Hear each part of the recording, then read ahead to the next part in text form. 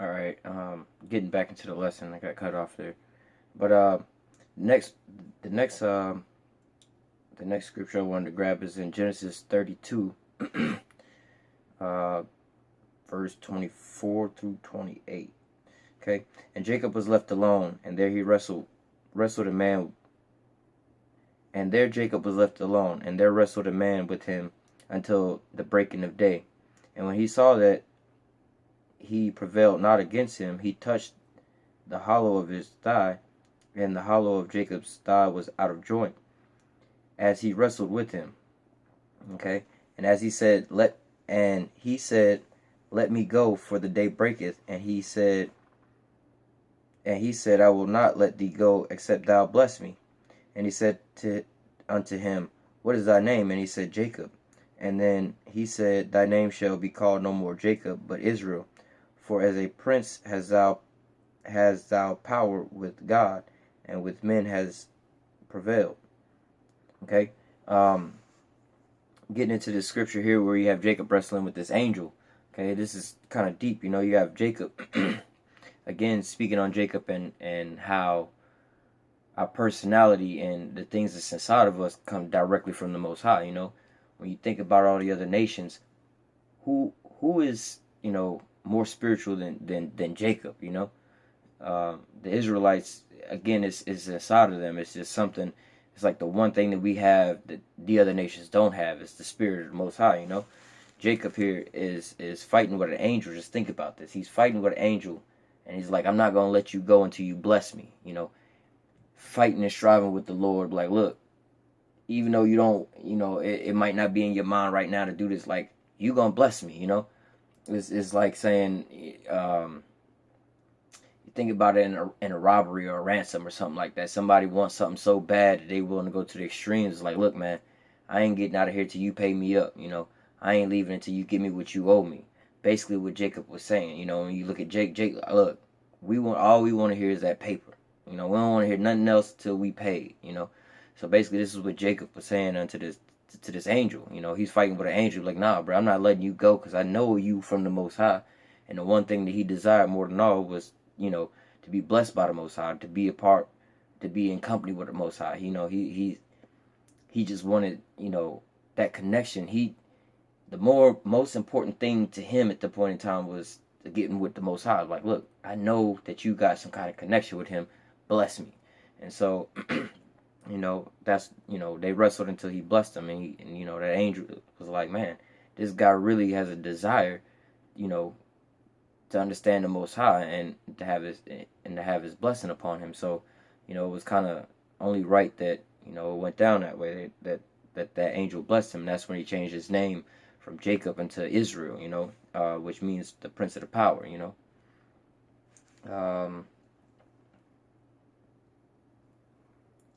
Let me get to Genesis.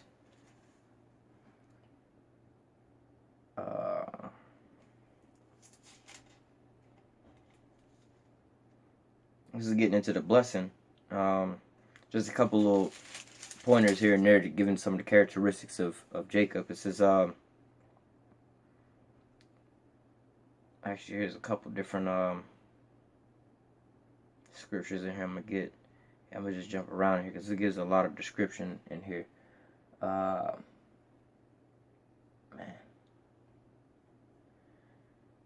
Yeah, I'm gonna hit a couple of these verses. So I'm gonna just jump around here. It says,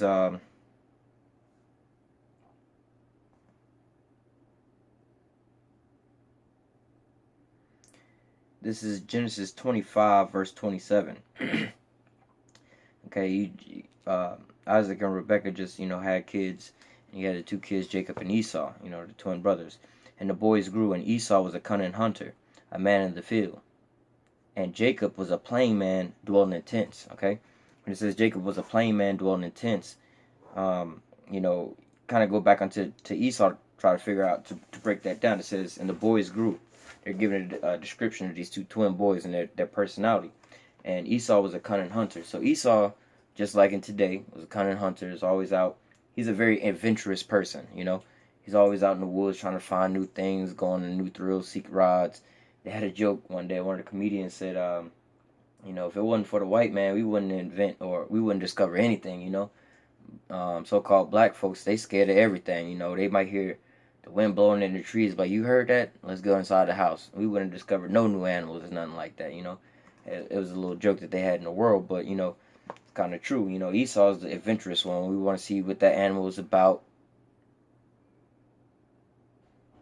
We want to see what that their animal is about and what that animal's doing, and you know its limits and all of this and all of that. And but Jacob was a plain man dwelling in tents. You know, um, when you look at the Israelites nowadays, you know what's a good weekend to them? You go to work, you know, throughout the week, and you come back after the weekend. Let's say on Monday, you know, boss might ask, "How was your weekend?" You know, "Oh, it was good." "Well, what'd you do?" "Nah, I just chilled at the house with my people," you know, or just chilled at the house.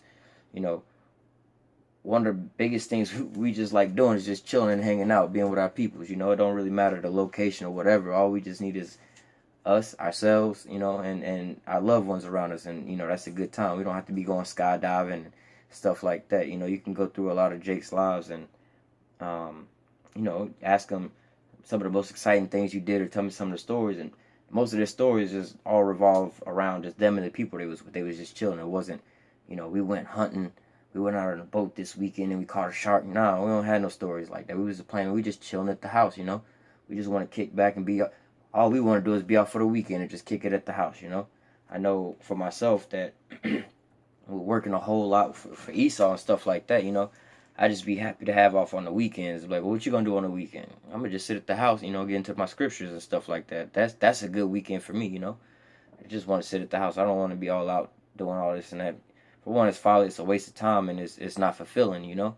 There's really nothing out there for, you know, Jake that's really hype like that. You know, we just like to really just, even in the world with the 2/3, you know, when 2/3 get money and stuff like that, they just want to ball out with their peoples, you know. They could have all the money in the world. I try to tell people this all the time. You know, you can have all the money in the world and all the little luxuries of the world, but how much fun is it if you don't have none of your peoples there with you? You know, like how good is it to be having you have the big huge house, the big nice car, but none of your friends, you know, come chill with you at your house. You don't ever have any of your friends over at your house. You could be driving a big nice car, but it's just you in the car. Never nobody else is ever riding around with you. You know, it's no fun to have it and not experience it with your peoples, you know. So Jacob being a plain man dwelling in tents, man, we just want to kick it with our peoples, you know. That's just all we want to do. Okay, and it says, let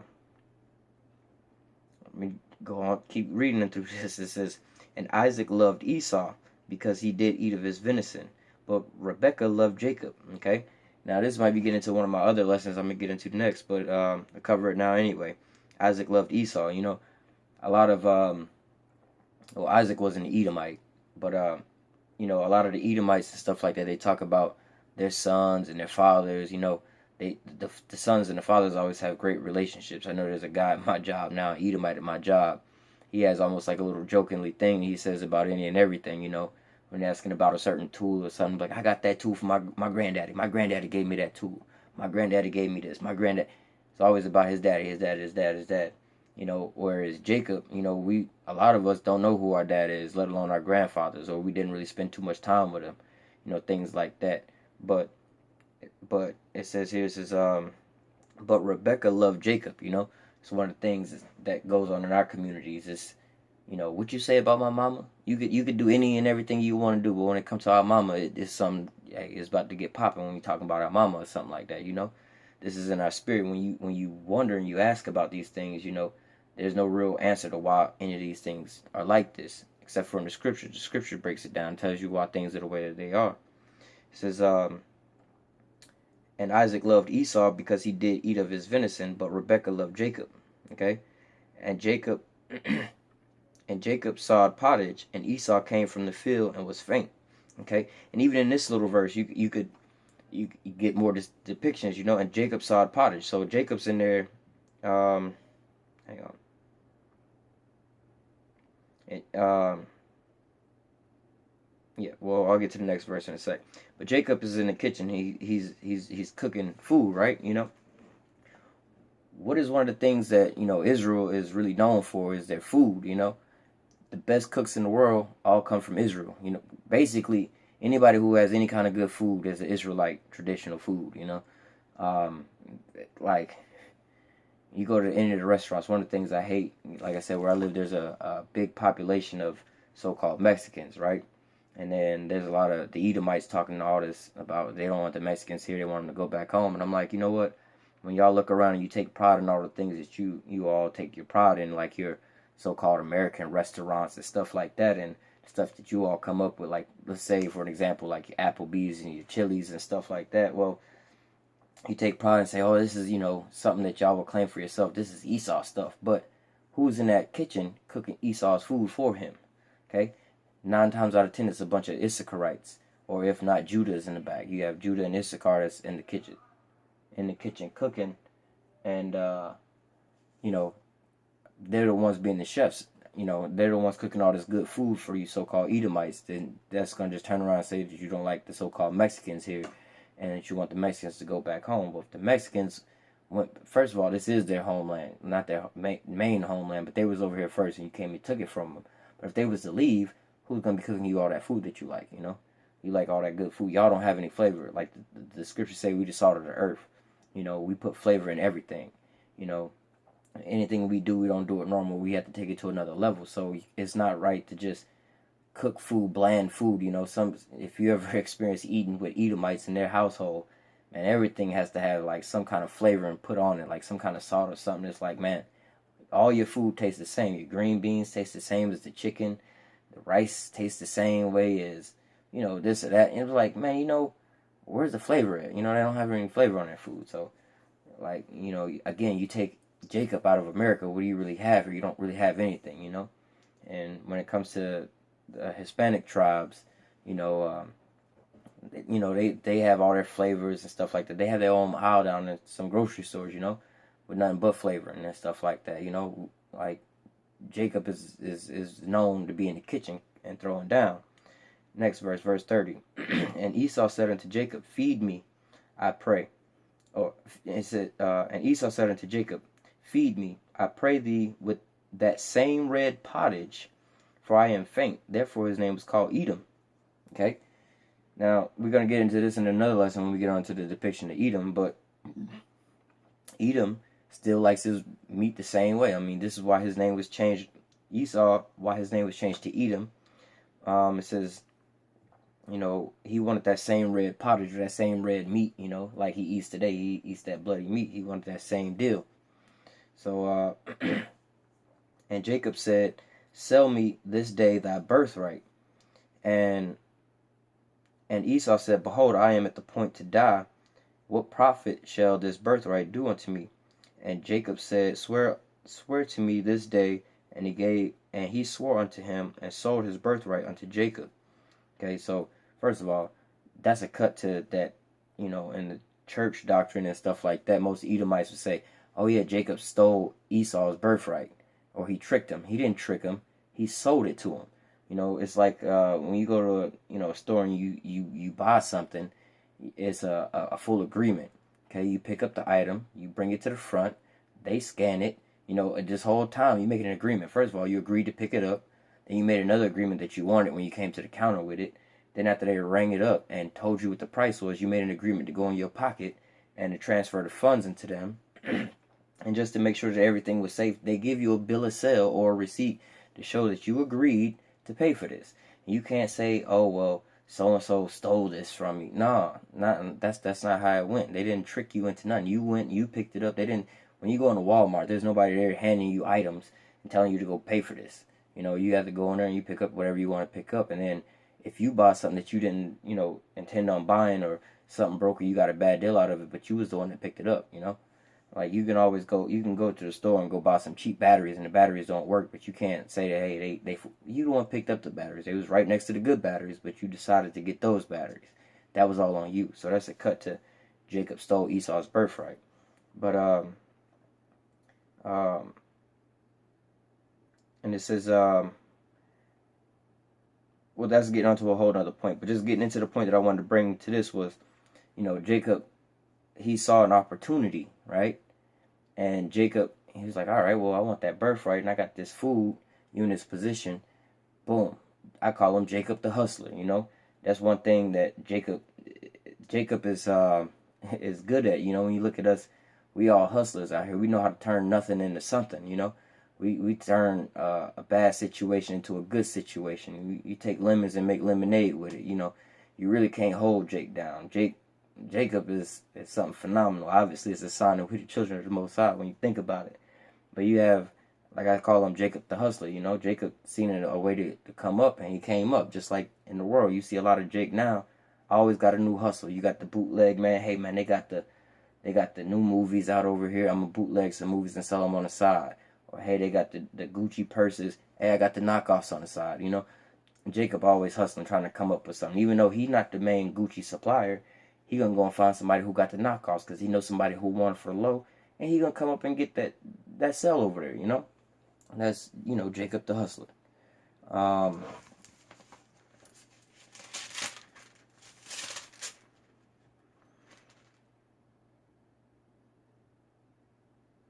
And this is man, I might want to go through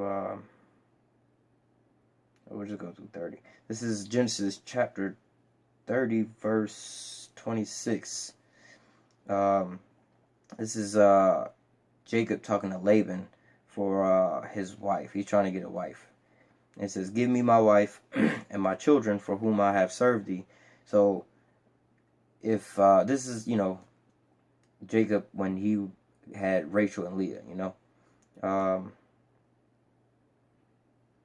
Jacob was trying to basically leave from under Laban and stuff like that. So this is the conversation he's having to him. Actually, I'll read up one verse. I'll give you a little bit of the backdrop. It says, "And it came to pass," verse 25, Genesis 30, verse 25. "And it came to pass when Rachel had borne Joseph, that Jacob said unto Laban, Send me away that I may go into my own country, my own place, into my own country. Give me my wives and my children, from whom I have served thee, and let me go, for thou knowest my service which I have done unto thee." So, first of all, Jacob was already he was already kind of like conned into marrying both the daughters when he only really wanted to marry one of them. Laban had seen the work that he did for him, and he was trying to out hustle him, and so he devised a plan to get Jacob to stay around a little longer. Okay, and Laban said unto him, "I pray thee that if I found favor in thy eyes, tarry, for I have learned by experience that the Lord has blessed me for thy sake." So see, just like Esau and all the other people who had us in captivity realized, as long as I got these people in my possession, things gonna start multiplying for me, Things are gonna start going uphill for me.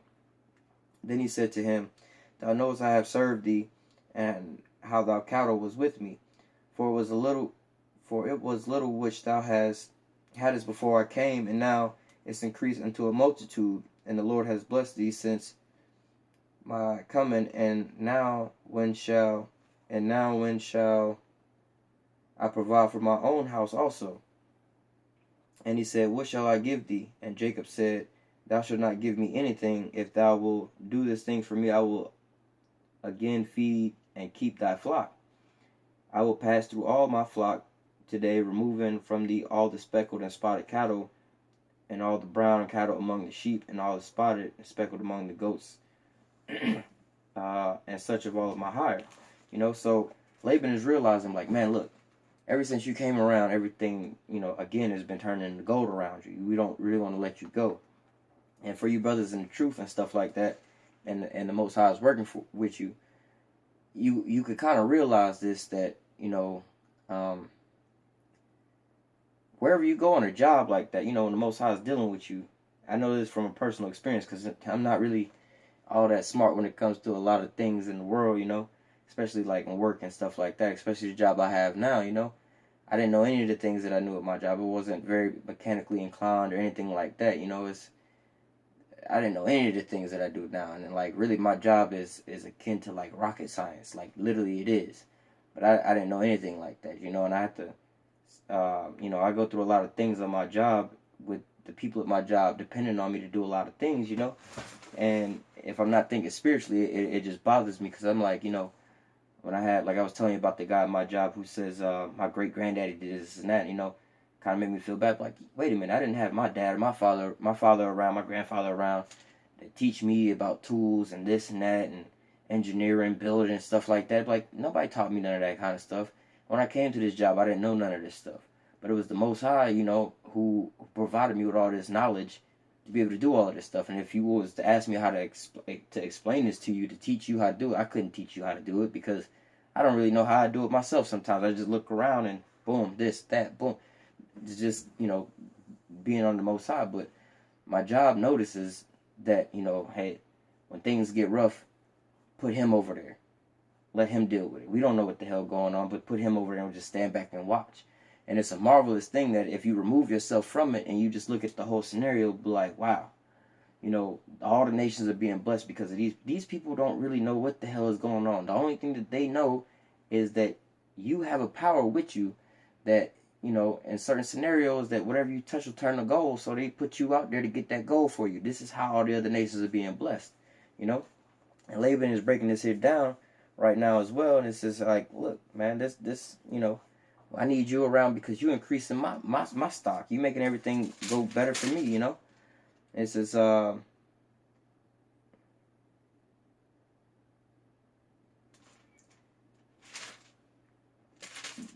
Let me see. This is chapter 31, Genesis 31, verse 7. Or verse 5. Still just, you know, jumping around trying to make the same point. It says, and said unto them, I see your father's countenance, that it is not good towards me as before. But the God of my fathers have been with me, and you know that with my power I have served your father. And your father has deceived me and changed my wages 10 times. But God suffered him not to hurt me. You see? So again, looking at the job and these people, you know, most time on the job, the Edomites, they getting paid good. They getting paid way more than what they work, but they're not doing nothing. You'll have Jacob, who's sitting there, actually the backbone of the whole company, keeping the company afloat. Don't get no recognition. They still treat him like whatever, hide him in the basement and stuff like that, and don't pay him righteously for his work, you know? Not only are you not paying him before the sun goes down, but you changing his wages. Like, look, everybody else is getting raises. You might get a raise, but your raise is nowhere near as their raise. But you really the one that's pulling weight around here, you know? But they don't want you to know that because you get that knowledge that you're the one that's building up everything around, and then you're going to put them in a subjection. Like, wait a minute. You're not running me. I'm running you. This is, you know, they don't understand that, you know? Just like with Jacob here. Jacob was realizing all the things he was doing for Laban. He's like, all right, man, let me go out and build up for my own self, you know? But Laban was like, nah, hell nah. If I let you go, then I'm finna, you know, go down. I can't, nah, I'm about to lose my power. Same way with Esau, you know?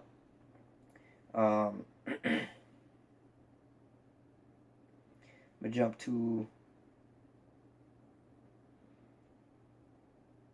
verse 26. Hold up. Now, I'll just go ahead and give you a synopsis of what's going on. So Jacob is finally leaving with his family and stuff like that. And Laban came out and stopped them to have a conversation.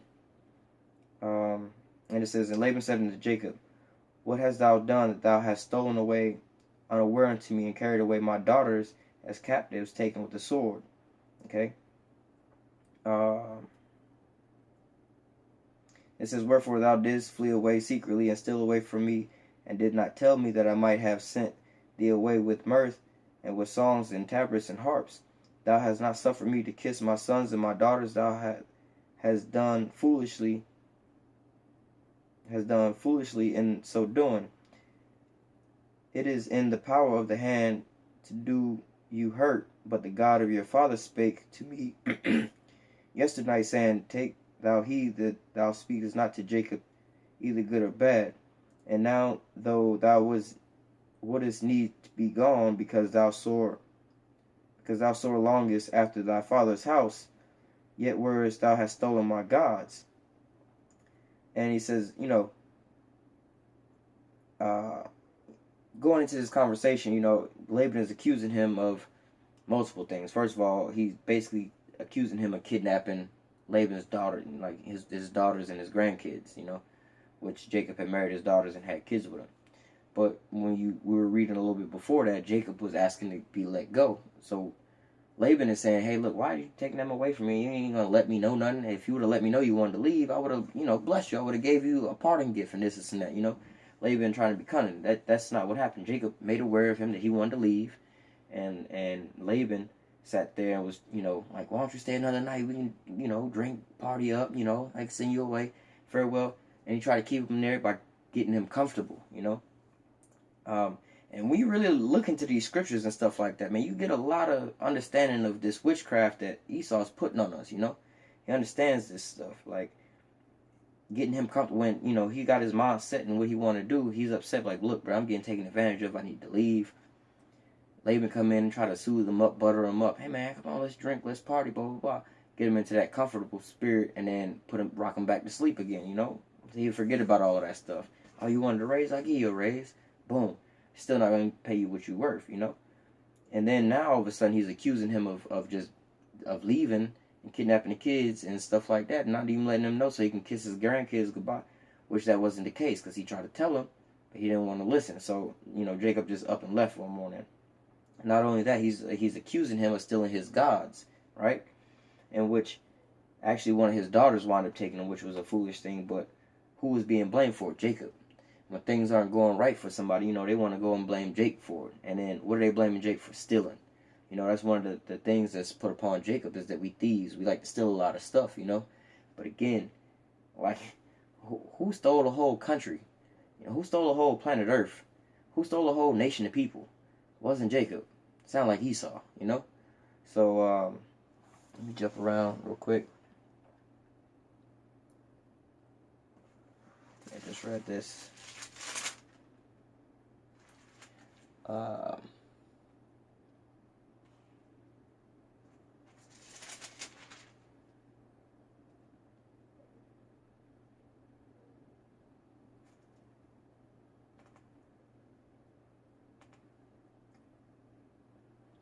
Yeah, I just did read that. Okay.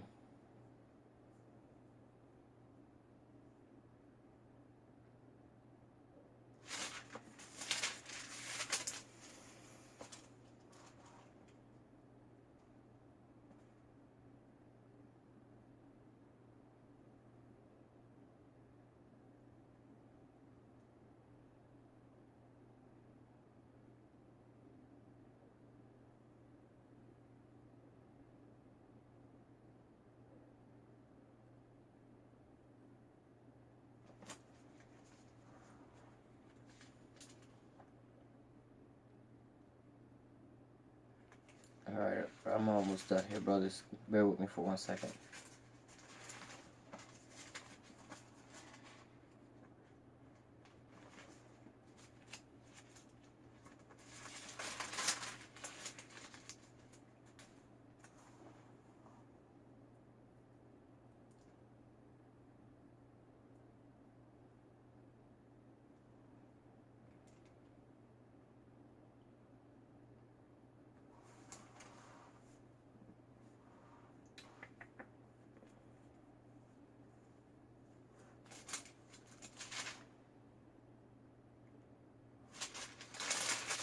This is going to be actually for another lesson. I'll read this in a different lesson. This is going to go with something different.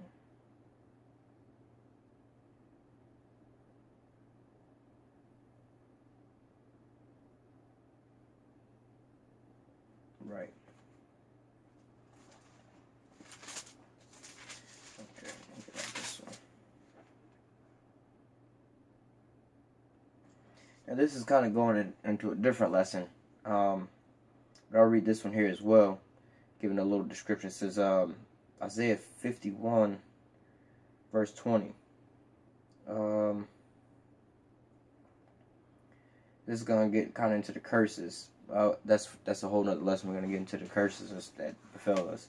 But it says, that's 51 and 20. Isaiah 51 and 20. Thy sons have fainted. They lie at the heads of all the streets as a wild bull in a net. They are full of fury of the Lord and the rebuke of God, Again, like I said, I'll break that down in a different scripture talking about the curses, but it's just saying that thy sons are in all the heads of all the streets. Like when you look out in the neighborhoods, who's just pretty much hanging out on the block, in the streets and stuff like that. You don't see a gang of Moabites or Chinese men standing out on the corner of the streets, hanging out and relaxing and chilling with one another, sitting on the porch. You don't see a group of Elamites or the Indians, the people from India, or the Japanese. You don't see none of that kind of stuff. You see, it's basically Jacob. You see a group of Mexicans chilling on the porch. So-called Mexicans. You see a group of so-called Negroes chilling on the porch, hanging out and stuff like that together. These are the things that you see us doing, is hanging out in the streets, the heads of the streets.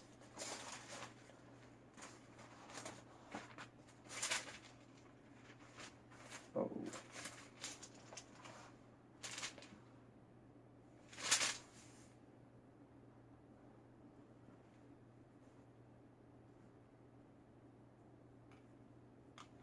This is Luke chapter 20. This is talking about Yahweh Shah, but it's also talking about Israel in a sense, It says Luke 20:17, and he beheld them and said, What is this then that is written? The stone which the builders rejected, the same is become the head of the corner. Whosoever fall upon the stone shall be broken, but on whomsoever it shall fall, it will grind him into powder. Okay, it's talking about Yahweh Shah. It's also talking about it's pretty deep. It's going into a couple other things. The stone that all the builders rejected. The Israelites. They wanted to build their nations up. They used us to build all their nations up and stuff like that, but they never gave us an official place in none of these societies that somebody uplifted. They never said, okay, look, this is America. America is great because of the Negroes, Latinos, and the Native Americans made this place great. They never said that. They said that America is great because they fought for their whatever, all the things that they did. They never gave us none of this stuff, So when they was building up these societies and building up this world government, when you look at world history, there's really no credit given unto the children of Israel for nothing, They so-called built up this world and everything else without the children of Israel. But that stone that all the builders rejected has become the headstone, that cornerstone, that sure foundation. So, again, that was like Yahweh Shah. But at the same time, all the builders rejected to make the headstone the children of Israel. So here in the next kingdom to come, we was all the way around. But the one stone that everybody rejected, especially like thinking like we can't be the children of the Most High, that's gonna be the one stone that's gonna be the headstone. The children of Israel, we are the children of the Most High.